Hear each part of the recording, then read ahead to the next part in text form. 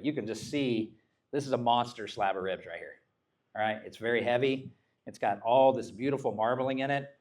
It's got nice straight bones. It's really thick. And I was talking about, so this is the bone end, and this is like the thinner bones on this end. And I can grab at the bottom right here and feel the thickness of that slab of ribs. So it's a little harder to look for all that kind of stuff when it's in a cryovac and it's frozen maybe. But those are some things that you want to look for when you're at the store purchasing a slab of ribs. Look for that marbling. Look for that weight, even if you're just cooking at home in your backyard, okay? Because even if you've got friends and family coming over, you want them to eat good, all right? And if you get a good product, it's better, right? Everybody agrees with that. All right, so the very first thing we're going to do is, and what I'm doing for you guys today is I'm doing a little bit of a comp version rib. It's not highly technical, but the unfortunate thing about comp barbecue is it can kind of ruin you. So even when you're cooking at home, you're like, oh, I'm going to cook the best. Nobody's judging my food, and they're going to all love it. But I'm out there trimming like I'm getting ready to cook at the American Royal or something. They're like, no, it's just, yeah, I'm OCD big time. OCD big time. So the very first thing I'm going to do, and I'm going to point this out. You see all this surface fat on the bone end? This first bone here is kind of like my throwaway bone. All right. So the very first thing I do is I go up here and I cut this guy off because it doesn't have a lot of meat on it. And that fat, it's just kind of solid there. You're not going to get, it's not an eating rib, okay? So that's the first thing I do is I cut that guy off. Then I'm going to go here and I'm going to run my fingers across the tops of the bones. And there's 3 right here. And there's always the longest one, and that's this guy. Okay, if you guys want to come up while I'm trimming this, you're probably going to be able to see a lot better than sitting down. I can't imagine what that looks like from there. Yeah, I would come up here because I've cooked a couple of ribs in my day. Just to give you a little background on competition in ribs. So what is in 2023 in KCBS, they have what they call the Team of the Year race. It's kind of like NASCAR where you have what they call that, the points chase or something like that. Craig, you probably watch NASCAR. Oh, okay. I'm not going to sit there and watch something for like 4 hours. Yeah, Craig doesn't watch movies. Craig doesn't do any of that stuff. Yeah, points chase. Okay, Laura knew. All right. So KCBS has the same thing. They have points leaders in all 4 categories and overall. So in 2023, I was the number 2 rib cook in the world with ribs. And pretty much doing exactly what I'm teaching you here today, all right? So what I'm doing here is I'm finding the ends of these bones, and then I will come just a little more this way just to give myself a little bit of a leeway, and I've got this thing laid out nice and straight, and you want to make sure your knife is sharp. I use all Victorinox knives. I think that's everything that's in the kitchen. And what I'm going to do is I'm going to hold this down, and I'm just going to kind of I'm not going all the way through, and I'm going to make myself a guide as I'm holding this, and then I'm going to put my hand down here, and I'm just keeping this nice and straight. Okay, so I've made my line. So now I'm going to take my fingers, and I'm going to kind of come in here and open this up, and now I'm going to press all the way through. Okay, and I'm going to get a clean cut. There's rib tips. These would be some very small rib tips, but what I'm trying to accomplish with this is I'm going to turn this around. I'm going to show you. And you can see all the bones. See how they're all perfect dots? Okay? If I was to have gone this way a little bit more, it would look like a dot with a tail, kind of. And I want to get rid of that as much as I can because now the finished rib at the end is going to be a much cleaner bite to eat, whether I'm competing or I'm cooking at home. Okay? When you get down in here, this is, if you're one of those people that eats ribs where you're like, and you're like, you're digging in there, kind of like when Craig eats chicken wings. Yeah. So we had chicken wings last night, by the way. I don't come too far this way. If I was competing, I would probably come to here. But what I'm going to do is I'm going to find the edge of this bone right here, okay? Now, when you get down to this end of the rib, the bones start to go at an angle. They usually start right about here. You can kind of see that's at an angle. This is like straight, curved, and it just kind of goes like this as you go. But I'm going to find the inside of this bone right here, And with my knife, I'm going to go on the inside of that. I'm going to push this bone this way so that I can get as close to this as possible. And then I'm just going to push my knife through so that I can get a straight cut like that, okay? And I'm going to take that part off. And that way I've got a straight slab. You know, this stuff right here, when it cooks, like you said, there's not a whole ton of meat in there. You can get something out of that maybe. A lot of people will throw this in and cook it up. And the problem is it's got, the bones are short and there's cartilage and tendons on the end there. I want to try to get to the bones that are edible bones, okay? Yeah, when I was trimming these yesterday, I was putting these in the Ziploc bags for Craig so he could do his Mississippi stuff with it. You know what I mean? The temperature that I take this to is not the same temperature that he took those baby backs to that you had earlier. Those baby backs can get soft quicker. These can withstand a little bit more. But can you guys kind of tell it's this slab of ribs is taking a little bit different shape now? Okay. It's everything's even. It's going to cook it evenly. I would cook this in a competition. This is, all the bones look great. Now, one thing we were talking about was that flap. A lot of times on a slab of ribs, there'll be a flap right here, and you can kind of see where the line of it goes, and it's a flap of meat that lays right there, okay?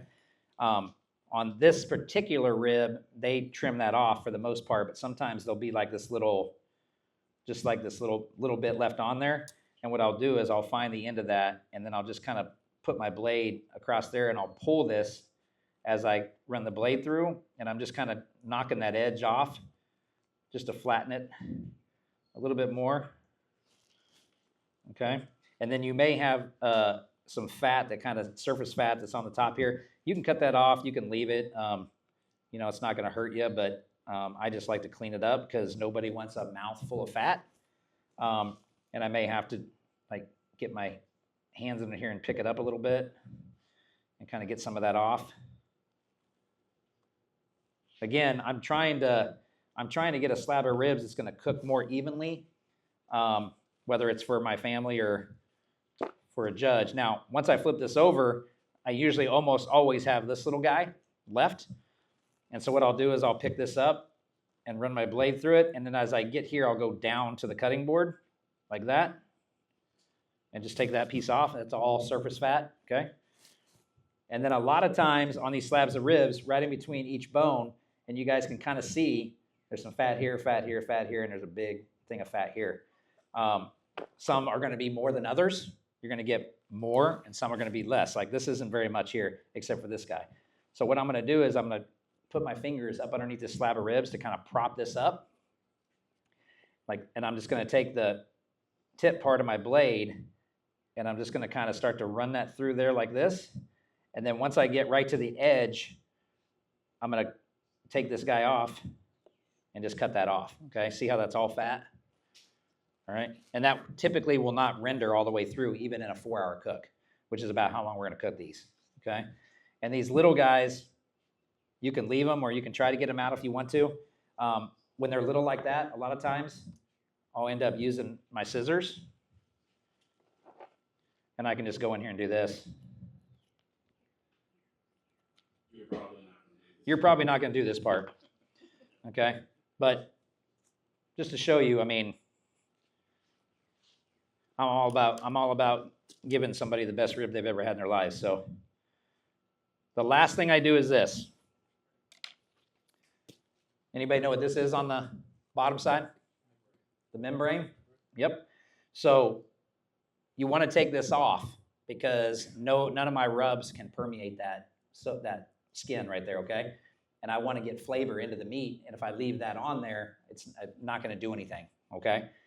But the other thing too is when you peel that off, these bones here especially, and I'll show you when I peel this first part off, is it'll peel off and then the meat will be really thin there. So as they cook, a lot of that meat will kind of melt, and then we have what we call blowouts, okay? And it's going to typically happen in this bone, this bone, and this bone. And what that means is all that meat melted, and then when you go to eat it, it's going to all come off because there's nothing holding it on.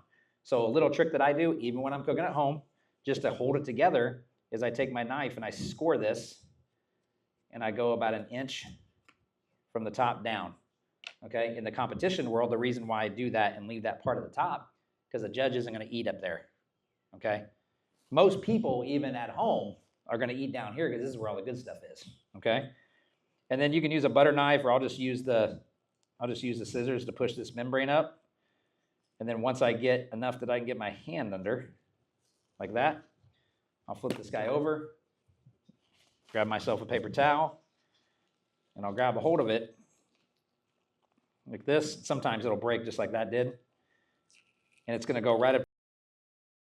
So now see, I peeled that off. See how these bones are a little bit more exposed? And I can feel them, okay? They're right there. And then here, there's a little bit more meat and fat on those, so these are going to hold tight. In a competition, the ribs that will go in my box will probably be from this section right here. This is where you're going to, or even at home. You know, when I'm doing backyard classes, I love it when people get a bone from in here, because that's where the money is. There are people that love the end. They love the end stuff, okay? But that's what I'm going for. So this is a finished trim on the ribs. This is what I did to every rib, all 12 of the ones that I cooked for you today. So you can see how even everything looks. It's nice and clean. It's going to cook even. And now we're going to season it. Are we ready for that? Were you going to say something? Just turn it the way you had it with what's facing you outwards. Oh, this? Yeah. Yep. It's real good to see right there along the bone line. You can see the fat content in this rib. Mm-hmm. And that's the nature of the St. Louis style rib. It is, you know, it has a little bit more of that fat content. It is a little more forgiving than a baby back. Like Richard said, you know, baby back will dry up on you pretty quick because it doesn't have that. Where this, you know, has that and it just fat flavor. Fat is flavor, baby. All right. Did you say the St. Louis can handle higher heat temperature-wise? Well, you could do either one at a higher temperature. I just think that these are a little bit more forgiving. One of the things that we haven't mentioned on the baby, well, I guess I did earlier, is that they're a little bit more curved. And one thing that I've noticed, because I've cooked a couple thousand of them, is that when you cook a baby back, because when I cook these, I cook them like this, right, with that bone side down. I do that with baby backs as well, but during the cook of a baby back, I will flip it over. Because one thing I've noticed is you get so much more airflow through that, because it's got that curve, that they'll get darker faster. The baby back will, especially if you got a lot of sugar content under there. I'm not saying that these won't get dark too, but with that airflow getting underneath there, you're getting a lot more heat blasting to the bottom of that bone side of that baby back. So during a baby back cook, I'll cook them like this for about an hour, and then about an hour in, I'll flip them over. Okay? And these, I just leave bone side down all the time. Yes? And how long before you put them in do you season them? Great question. You win a prize. What's your name? Connie. Connie, you just won a prize, okay? Awesome.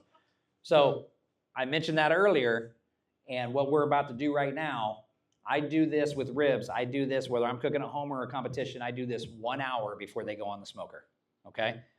Remember we talked about earlier about moisture and the salt drawing it out? That, especially ribs, is something that you don't want to, I mean, I can't tell you, like, about a year or two after I was on my first TV show I ever did was BBQ Pitmasters. And I was at a class reunion or something like that, and somebody came up and they're like, "Oh, Ferg, I got to show you this picture of these ribs I did." I get that a lot, and I'm sure Craig does too. And they pulled the slab of ribs out, and I mean they were about as dark as this black handle on here, which that was not a good way to start the conversation. And they said, I marinated them for 48 hours. So they put the rub on them for 48 hours and then put them in the fridge and then cooked them 2 days later. So at that point, now I'm just like, okay, where do I go from now, or from this? But anyway, so he drew all the moisture out of them and then overcooked them, and they got way too much color and too much smoke, which again, I mentioned that earlier. We're going to talk about that more. Do this 1 hour, okay? Do it 1 hour. This morning, Craig and I got here about 5:45. I put these ribs on at 7:30. At 6:30, I had all the ribs out right here, and I seasoned them up 1 hour before, and they just sat right here, okay? It's okay. Nothing's going to happen to them. You can leave them on your kitchen counter. Do it 1 hour before, and then what they're going to do is they're going to sit there and do what we call, they're going to sweat, all right? And what that's going to be is you're going to see that when I put this on here, they're starting to draw that moisture out. They're going to have like a wet, glossy look to them. That's that sweat beginning to happen and drawing that moisture out. After you season them up, you're over here getting your grill fired up and getting it up to temp. It's just coming up to temp while your ribs are just sitting here waiting to go on. Okay? 1 hour, Connie. And another good reason for that hour is I always explain also, is because you don't want to put a cold piece of meat on a grill. You think about when you're cold, you're tense. You know, you're drawn up, you're cold, you're shivering. But it's the reason athletes warm up is to loosen up. So that's the same thing as the meat while you're having it sitting out. It's loosening up as it warms up and gets to room temperature. It's not cold. It's not drawn up. You put a cold piece of meat on there, it's going to take a long time before it's even going to get to the point to where it's going to start cooking because it's got to cool down. Warm up. It's got to get to room temperature, and then it's got to start cooking. Yeah. Another great point on that is like if you're cooking in an insulated smoker, like this guy's insulated. I used to cook on a Meyer Nixon. When I won the Royal Oak Invitational, that's what I was cooking on, but it's insulated. And if you have a bunch, let's say you're cooking 24 slabs of ribs and you take them right out of the fridge and put them in an insulated smoker, it's going to bring all your temperature down in your pit, and your pit's going to have a hard time getting hot because it's got 24 slabs of ribs that are 40 degrees, okay? And now all that cold meat is inside an insulated pit, and it's going to change the temperature in there, and now you're fighting. Okay, so very good point. You want to bring that up to room temperature. Yes. What types of meat would you season longer? Like you would put them in like a steak or Brisket and pork. Okay. Because they're bigger cuts and they can handle that time period. But I don't do it as long. I don't do it like old boy that did it for 48 hours. When I'm competing, I do it for about 11 hours. So like on a Friday night, I'll do my prep at like 3 o'clock, 4 o'clock in the afternoon. And those big cuts go on at 3 a.m. So it's not a long time, but I'm okay with a brisket. Like the briskets I did for you guys yesterday, I'm doing today. I trimmed them up, seasoned them. We put them in the fridge. They sat in the fridge for probably, 6 hours or whatever, and then we put them on the pit. uncovered in the fridge? Oh, no, they were covered up. They were in a foil pan with a lid on them. Yep. So you would recommend doing like 1 hour before, like on steaks, burgers, things like that. Like you would season that like an hour before instead of. Yes. Yep. Steaks, the pork tenderloin, pork loin, ribs, any of those small cuts that you're doing, just do it 1 hour before. Yes. You ever inject? Oh, yeah. In competition for sure. Yep. And that's a great question, and I'll kind of explain the difference because a lot of people don't understand the difference between like a comp situation versus cooking at home or in a restaurant. Comp barbecue is one bite barbecue, right? So I'm going to turn in a slab of ribs to judges. They're going to take one bite and they're going to write a score down, okay? So I've got to give them every single thing that I can give them in that one bite. Those things being flavor, moisture, tenderness, all of that stuff. Everything's going to happen in one bite. So that's why I inject. And what I inject them with is it's a pork injection with some phosphates in it. And what it does is when I take this slab of ribs and I put it in a smoker and it's just getting hit with a bunch of heat, it's trying to draw the moisture out of that protein, all right? So what an injection does is it tries to keep the moisture in the protein, all right? So that's what the phosphates do, and then obviously you got the pork flavoring and whatever else you want to put in there, but you're putting that in there to help keep the moisture in there, so at the end, when you go to slice it, you've got a tender, moist product. Man, I just said the word moist like 4 times.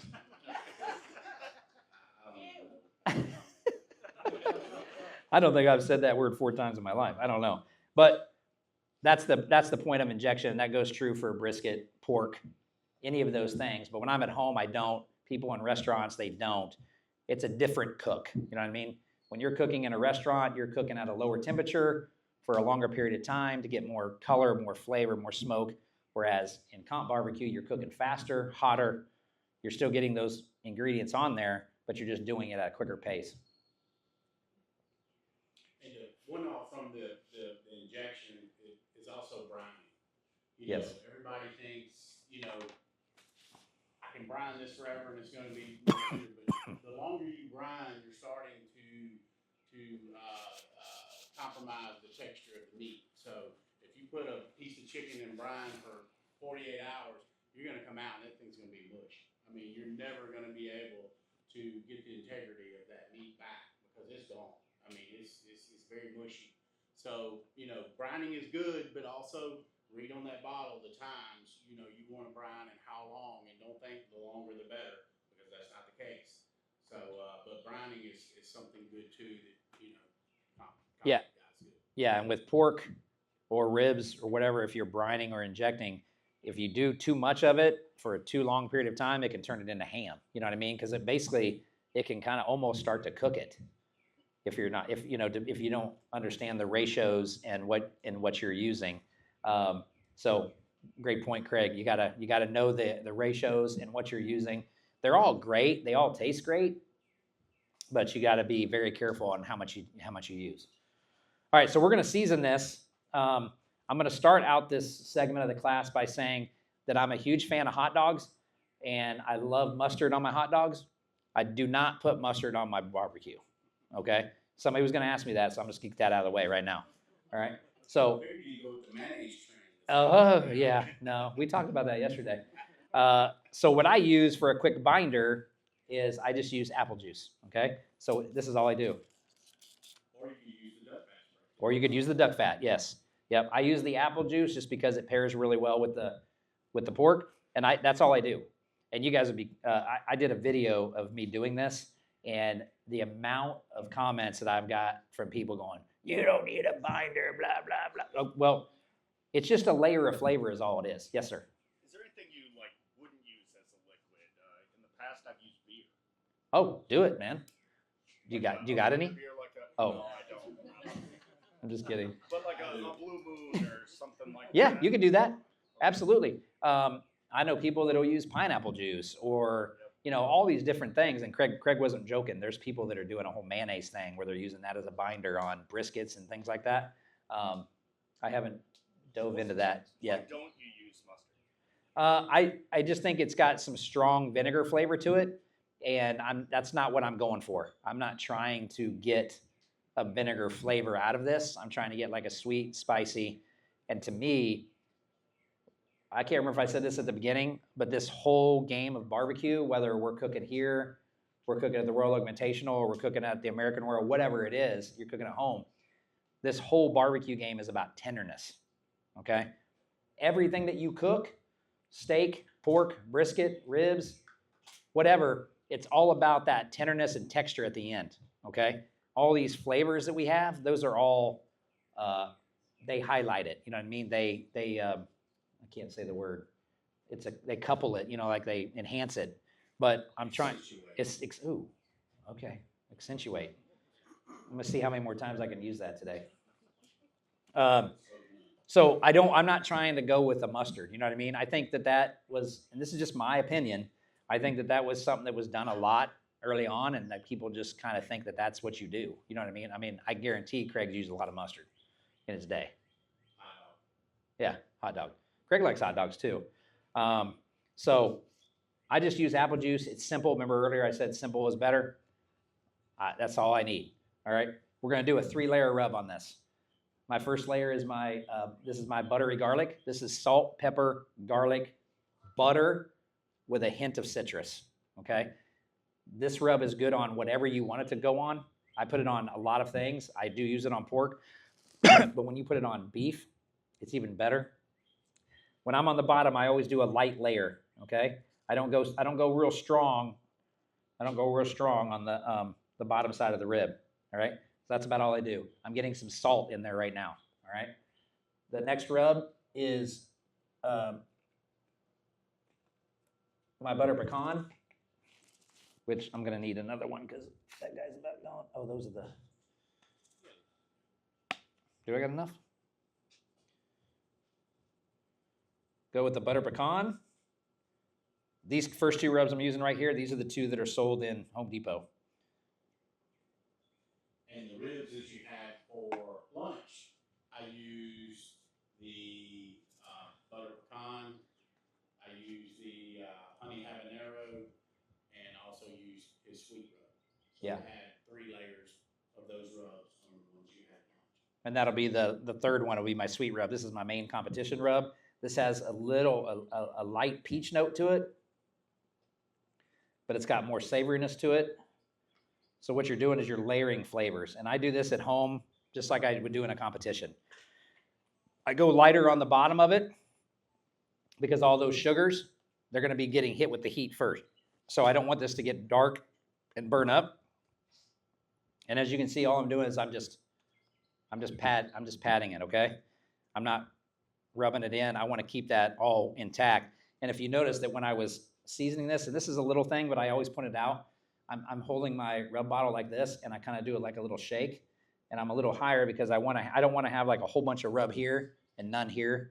I want it to be evenly distributed throughout the cut of meat. And then once I do that, now I'm going to flip it over, and we're going to repeat the process. Apple juice.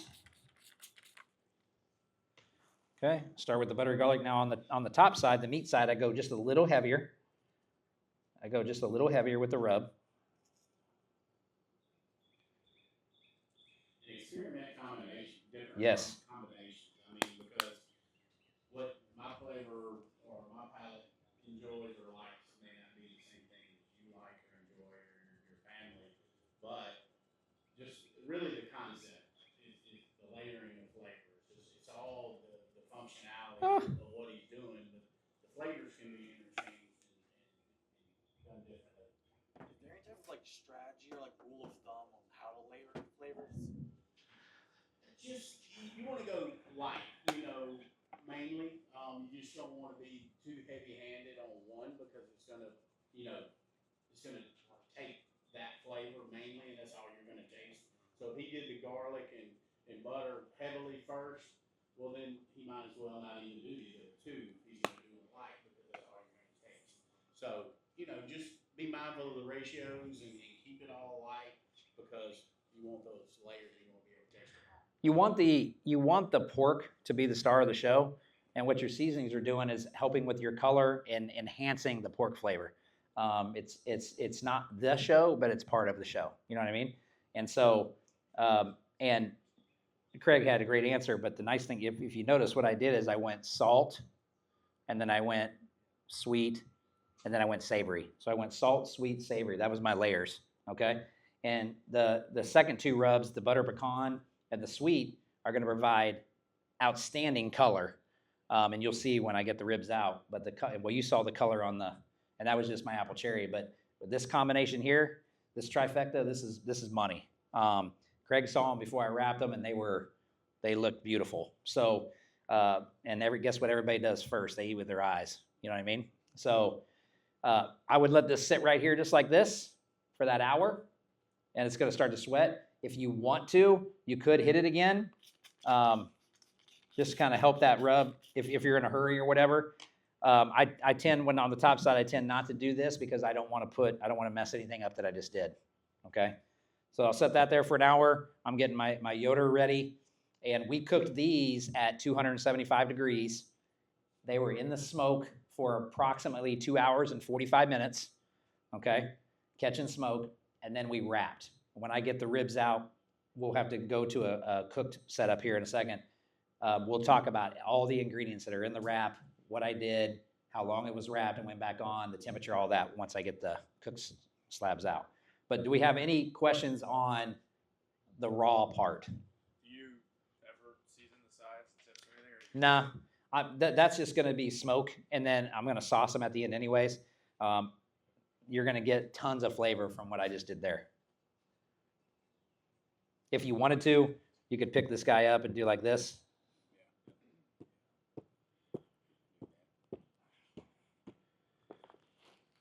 Now there's some.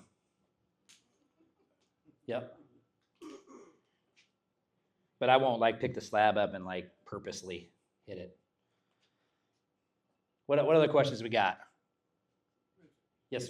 Did you say 2 hours before you wrap it? These were on the smoker for about 2 hours and 45 minutes. Yep. And then I wrapped. Yep. Now, with that being said, it's a great question. If you're cooking hotter, that's going to be a shorter time. Okay, guys that are cooking on gateway drums, or if I had to pump the temperature up here, that 2 hours and 45 minutes may only end up being an hour and 45 minutes. Okay, which is a great segue into color. Okay, I said earlier, Like when I wrap, I do not wrap at a temperature. I wrap at color, okay? What are we all using? Royal oak charcoal. We're using the hickory pellet charcoal smoke. I said earlier that's an ingredient, and this rib is catching all of that, all right? And you can have too much of that, okay? You got to know when that ingredient, it's no different than measuring salt or whatever. You can't, you could put too much smoke on a protein, all right? I was telling you about the sample earlier about how it was really dark like this. That's way too much smoke, okay? The nice thing about cooking on a pellet grill or cooking on like the old hickory here, where there's fan systems controlling your airflow, you're not getting what we call like dirty smoke, okay? One thing about fire management is you got to make sure if you're cooking on a what we call a stick burner, okay, whether it's an offset or like the Primo back there, or a Gateway or a Weber, you got to make sure that your fire is getting oxygen, it's breathing, okay? And the one way that you will always know if your fire is not breathing is those stacks. If it's really thick, white, cloudy coming out of there, that means your fire is not breathing, okay? You want to not even be able to see that smoke coming out. That's what we call thin blue smoke. That means your fire is getting oxygen, it's breathing, and that's what you want to go on this cut of meat. If you're at a contest and your neighbor's got smoke pillowing out of there, you're like, well, I'm gonna beat him today. You know what I mean? Because you don't want to have that bitter flavor on there.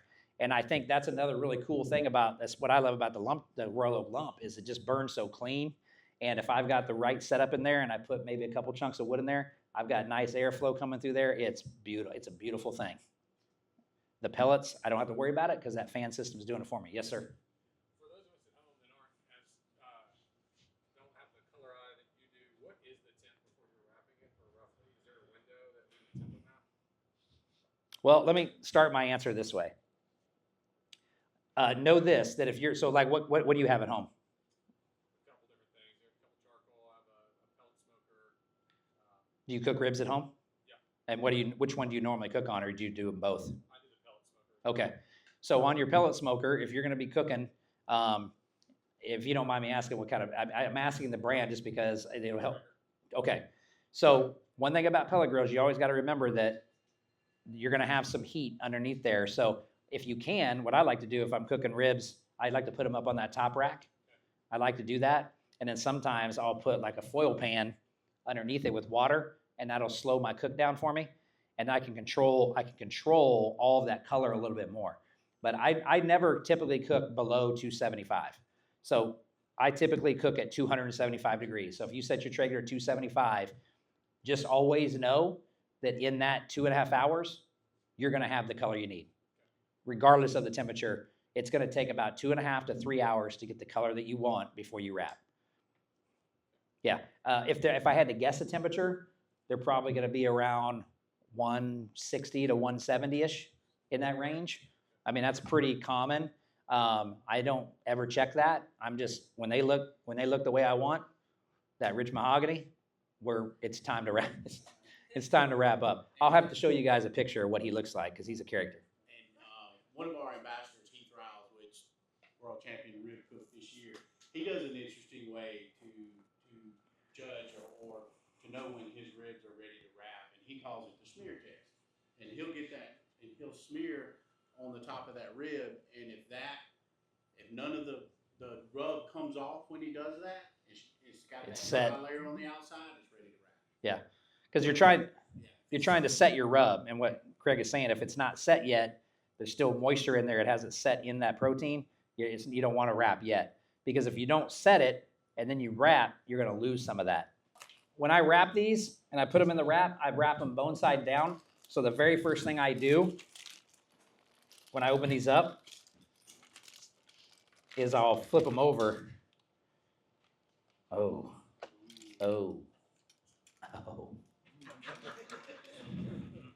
That means they're good. All right, we want to know what rich mahogany looks like. See that color? And these are a little loosey-goosey on me. Craig, I might need you to take this guy out of my way. Yep. And the trash can's right there, yeah. Yep, so these are definitely done.